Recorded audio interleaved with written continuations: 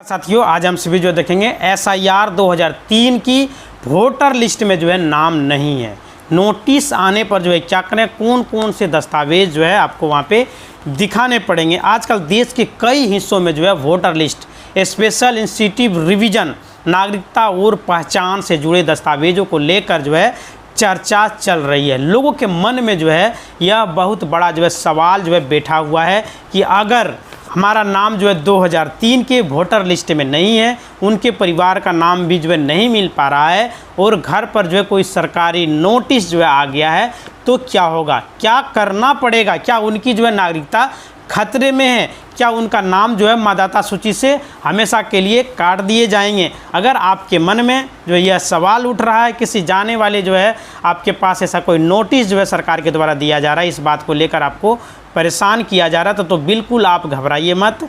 तो आप सभी का जो है, आप अगर इस भारत के वासी हैं, यहाँ पे जिस धरती पर जन्म लिए हैं, तो आपको जो भारत से कोई भी नहीं निकाल सकता है और आपका नाम वोटर कार्ड से नहीं काट सकता है। अगर आपके पास नोटिस आया है तो क्या करना है, किसी अधिकारी के पास जाना है, या सबसे बड़ा जो है महत्वपूर्ण सवाल है क्या डॉक्यूमेंट तैयार करके रखना है। तो यहाँ पे जो है आपको SIR और 2003 की वोटर लिस्ट का पूरा गणित क्या है। तो सबसे पहले समझते हैं आखिर यह 2003 की voter list SIR special institute revision का चक्कर जो है क्या है, क्यों जो है इसमें परेशान किया जा रहा है। जब निर्वाचन आयोग मतदाता सूची को पूरी तरह से शुद्ध करने के लिए गहन पुनरीक्षण अभियान जो है चलाया जा रहा है, तो पुराने डेटा और दस्तावेज का जो मिलान किया जा रहा है, कई बार जो है कई लोग जो है बदलकर दूसरी जगह पर एक स्थान से दूसरे स्थान पर चले जाते हैं। पुराने पते पर जो है नाम उनका जो है रह जाता है, या डिजिटल डेटाबेस में पुराने रिकॉर्ड जो है मैच नहीं हो पाते हैं।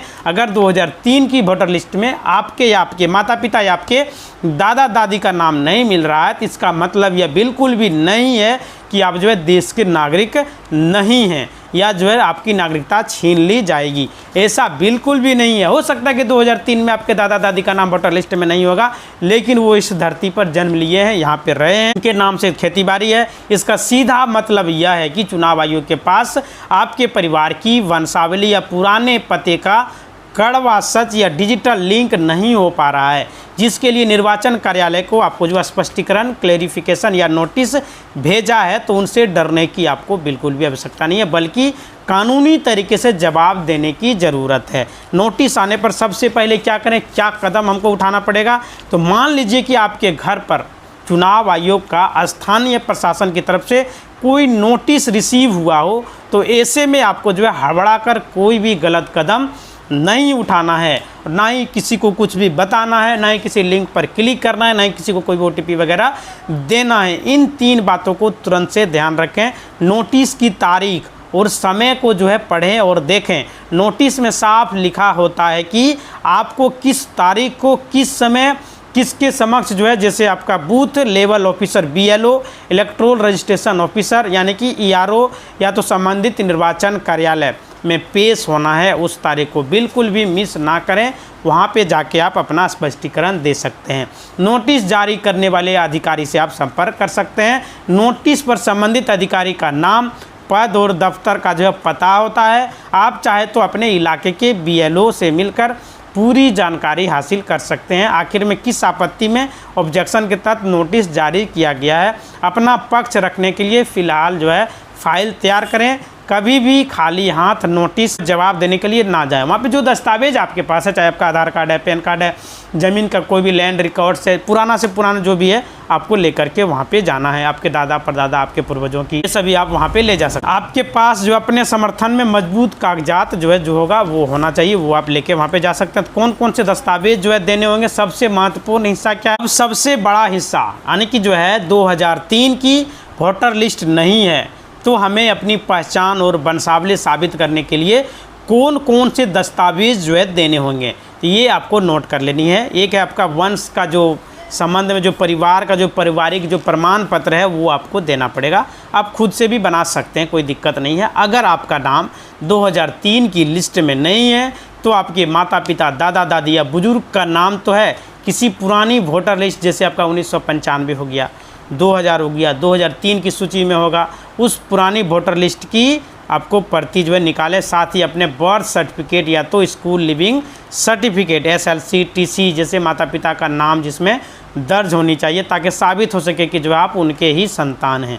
जन्म तिथि आयु का प्रमाण आप ले जा सकते हैं। स्कूल या कॉलेज का प्रमाण पत्र जैसे आपका मार्कशीट हो गया, मैट्रिक का मार्कशीट हो गया, सबसे पुरास जो है बढ़िया पुख्ता सबूत माना जाता है जन्म का प्रमाण पत्र, उसे भी आप ले जा सकते हैं। पैन कार्ड या तो पासपोर्ट भी ले जा सकते हैं। निवास का प्रमाण पत्र भी ले जा सकते हैं। बहुत सारा दस्तावेज है, इनमें से कोई 2 या 1 दस्तावेज भी ले जाइएगा चलेगा, कम से कम 2 ले जाना ही बेहतर रहेगा। आधार कार्ड तो मैंडेटरी है, राशन कार्ड भी आप दे सकते हैं। पिछले कुछ सालों में या बिजली का बिल, पानी का बिल, गैस कनेक्शन का पर्ची, बैंक पासबुक या पोस्ट ऑफिस का खाता, यदि ज़मीन मकान आपके नाम पर है तो उसकी रजिस्ट्री का कागजात भी आप सभी ले सकते हैं। लगान का रसीद भी ले सकते हैं, घर का जो रसीद होता है वो भी ले जा सकते हैं। अगर आपके पास इनमें से पुख्ता दस्तावेज है तो आप जो है लिखित रिटर्न में जो है सबमिशन जवाब भी तैयार करवा उसे भी जो है सबमिट कर सकते हैं, अधिकारी के सामने जो है पेश कर सकते हैं। तकनीकी कारणों से जो है पते में बदलाव कारण पुराना रिकॉर्ड जो है अलग था, लेकिन आप जो है इस सीधे वहाँ पे वैध दस्तावेज ले जा कर के दिखा सकते हैं। अगर अधिकारी संतुष्ट ना हो तो कोई बड़ी बदलाव जो है वहाँ पे बहुत से लोग के मन में यह सवाल होता है कि मान लीजिए अगर BLO हमारे दस्तावेज से संतुष्ट नहीं हुए तो नाम जो है काटने की बात वहाँ पे किया जा रहा है, तो आपको उसमें टेंशन नहीं लेना है। कानून जो है आपको पूरा अधिकार देता है। यदि स्थानीय स्तर पर आपकी बात नहीं मानी जाती है तो आप जिला निर्वाचन आयोग के पास जा सकते हैं।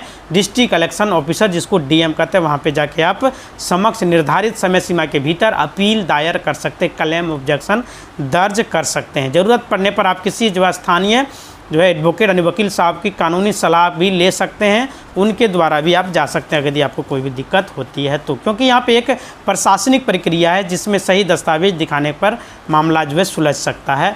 तो यहाँ पे शॉर्ट में कहें तो आपको जो अगर 2003 में वोटर लिस्ट में आपके परिवार का नाम नहीं है और नोटिस आया है तो डरने के बजाय कागजातों को दुरुस्त करने का सही मौका है। अपने माता पिता के पुराने रिकॉर्ड, अपने स्कूल के सर्टिफिकेट, अपने वर्तमान निवास का प्रमाण पत्र एक फाइल में अच्छे से अरेंज कर लीजिए और तय तारीख पर जो है संबंधित अधिकारी के सामने जो है पेश होकर के जवाब दे सकते हैं। यदि भारत निर्वाचन आयोग इलेक्शन कमीशन गहन पुनरीक्षण SIR स्पेशल इंस्टीट्यूट रिवीजन के तहत अभियान के तहत 2003 की वोटर लिस्ट में आपका नाम ना होने के कारण जो नोटिस आया है तो घबराना बिल्कुल भी नहीं है। निर्वाचन आयोग के मुताबिक जो है यदि आपका नाम 2003 की सूची में नहीं है तब भी आपका नाम मतदाता सूची से नहीं कटेगा। अगर यदि काट दिया जाता दोबारा चढ़ जाएगा, इसमें क्या प्रॉब्लम है। सही बात है कि आप जो अपने बूथ लेवल अधिकारी से संपर्क करें, वे तो आपका ग्राम का होता है, आपके नज़दीकी स्कूल में होता है।